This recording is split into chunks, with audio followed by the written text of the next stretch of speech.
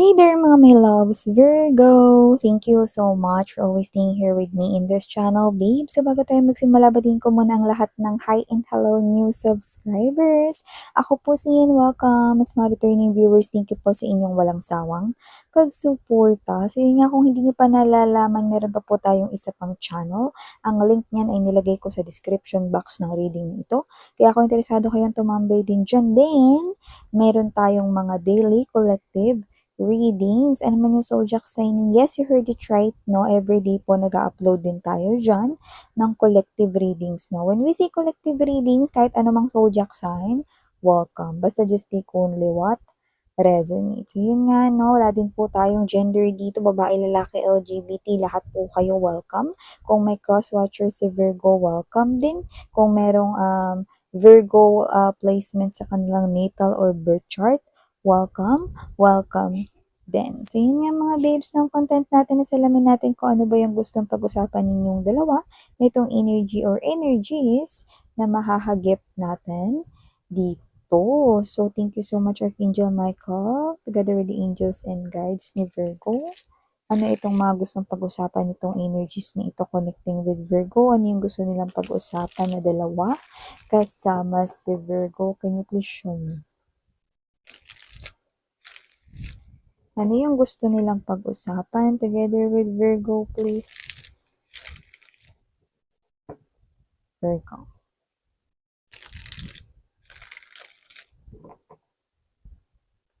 Topics, anything they want to talk about sa pagitan niya at ni Virgo. Can you please show me?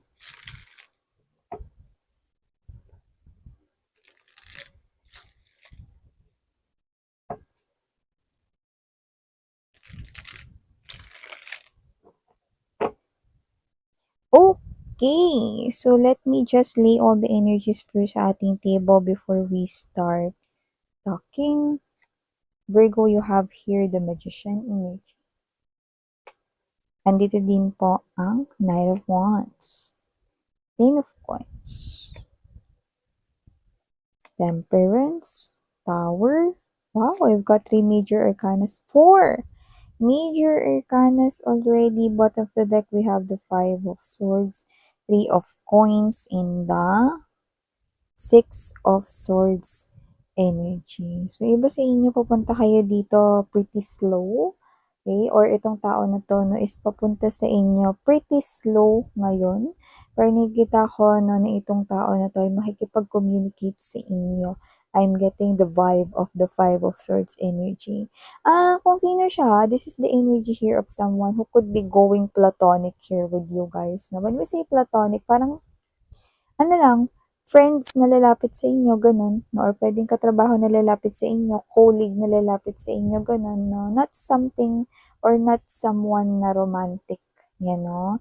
May ganong klase ng energy, no? So, nakikita ko dito that this person here, meron siya ditong planong makipag-usap sa inyo and it has something to do here sa kanyang pagmamanifest ng kanyang money. So, magandang offer ito with the 10 of Coins energy, Knight of Wands. No? Nakikita ko rito na very persistent, no?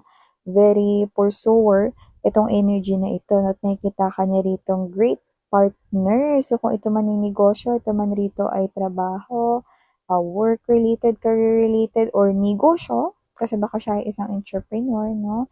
Ikaw yung nakikita niya rito perfect, no? Na talaga ritong gusto niyang makapartner siya pagkakaperahan na ito. So, more likely ito ay may kinalaman sa offer about money. So, pwedeng ito ay offer ng vacancy or posisyon sa isang work.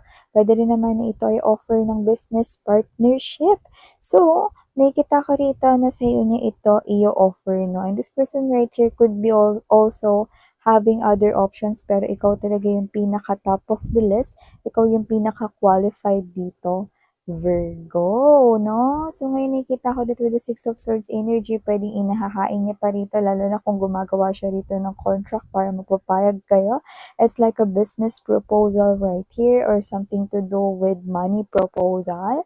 So, this person here really wants to establish something solid out of this negosyo or out of this career right here na gusto niya ito na maging stable. Gusto niya ito no, na magtuloy-tuloy no, na kumita ng maganda. Alam mo yung hindi niya pa ito ni-offer sa inyo, pero pag niisip niya na kayo yung right partner dito, naiisip niya na magiging successful ito. Like, this is another achievement, no? Para sa kaperahan. Hindi lang siya makikinabang dito, pati ikaw, no? So, yung pag-uusapan ninyo, negosyo, trabaho, no?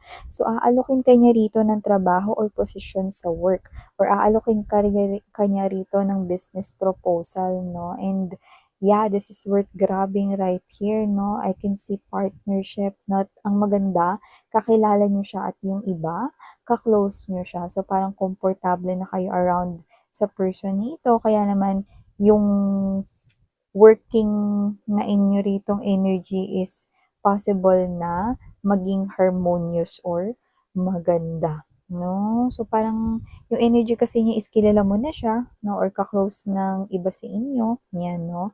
At kung sino ito, no? Gusto niyang i-share rito, no? Yung kanyang blessings with you guys, no? At saka, kung ano man ito, baka meron ka rito natatanging skills or talento, no?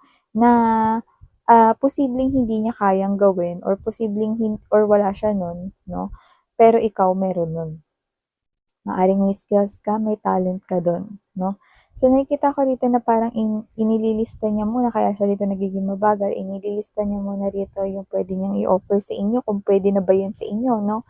Or gumagawa pa siya rito ng another contract na para if ever meron siya rito another pa na i-offer sa'yo, no? Para ang goal niya rito is mapapayag ka, no? This is a once in a lifetime opportunity, lalo na pagdating sa kaperahan. Kaya naman, go ahead, Virgo, grab this person's money offer. Kasi nakikita ko dito na ito na talaga yung magpapalabas, no, sa malakweba mong sitwasyon. Yan, no? Anong ibig mo sabihin dun, Miss Yan? Because I'm seeing a lot right here that you've been struggling with your finances, no? This past few months or this past few years, no? So, this is something here that you deserve, Virgo, to have, no? So, nakikita ko dito that this is something here na parang hindi dahil kailangan mo ito, kundi dahil ito ay higit pa, mga babes, no, sa pinapangarap mo. Yung iba kasi sa inyo, gusto niyo lang rito tumaas yung kita ninyo. Gusto niyo lang rito mag-increase yung income ninyo. Gusto niyo lang rito dumami ng konti, no, yung inyong customers or clients, no, ganun lang. Pero hindi niyo alam that this is the 10 of coins. This is something here na pag rinab mo, worth grabbing, no? Hindi lang basta konting customer ang madadagdag sa'yo, kundi magkakaroon ka talaga ng more customers at posibleng mauwi pa sila bilang mga suki, no? Ninyo na products or services man yan, no, na maging business nyo dito, no? Yung iba naman, no, hindi lang yan tungkol dun sa pag-increase ng salary mo, no? Ano ba naman yung konting pagtaas na yun, no? Ito, doble at pwedeng triple pa sa kitain mo din sa increase salary na yan. Kaya naman mga babes, no, pwede mo talagang i-grab or i-getching ang offer na to. Virgo, you know? So, yan. At eto mga babes, maliban dyan sa usapang yan na ino-offer niya rito, no, yung mga pag-uusapan ninyo, kasi pwedeng gusto ka rin niya ritong tanungin, ano pa ba yung mga gusto mo rito na idagdag dun sa contract, no, at kung titingnan niya kung pwede niya yun na offer din sa inyo. Yan, no? So, nakikita ko, no, na magkakaroon kayo rito ng maganda at matibay. At ang maganda rito, parehas kayong makikinig sa opinion or feedback ng isa't isa, which is a very good character na dapat i-involve ng dalawang magkasosyo sa negosyo or dalawang magkatrabaho. Kung hindi to negosyo, no, dalawang magkatrabaho dito na perfect ang inyong magiging combination, no? Pwedeng as a team, as partner, or as a group. So, nakikita ko rito, no, na kung sino man tong energy na to, aba ha, meron ritong energy in the future pa naman, no, hindi naman super distant, pero nakita tayo rito ng future energy na yung iba sa inyo, this might start platonic, okay? So, yung iba posibleng magkain-laban kayo dito. Ano, may mga magkakain-laban dito in the future at ngayon hindi nyo pa yan nakikita kasi parang yung energy ninyo is, Miss Yan, pinagsasabi mo, halos kapatid ko na to. Miss yan, na kahit kailan di ko nakita na jowain 'tong tao na 'to, pinagsasabi mo, Sa ngayon ganyan kayo? May platonic, pero nakikita ko rito 'no, na magkakaroon rito ng serious pag-uusap in the future, Virgo, kung saan kasali ang emosyon 'no. May in love kayo dito at hindi niyo yun mamamalayan 'no. And as you, connect with each other every day 'no, one ay mauunang ma-fall, yun yung nakikita ko rito. And the other one will follow. Yan 'no, parang catch me and fall in lang.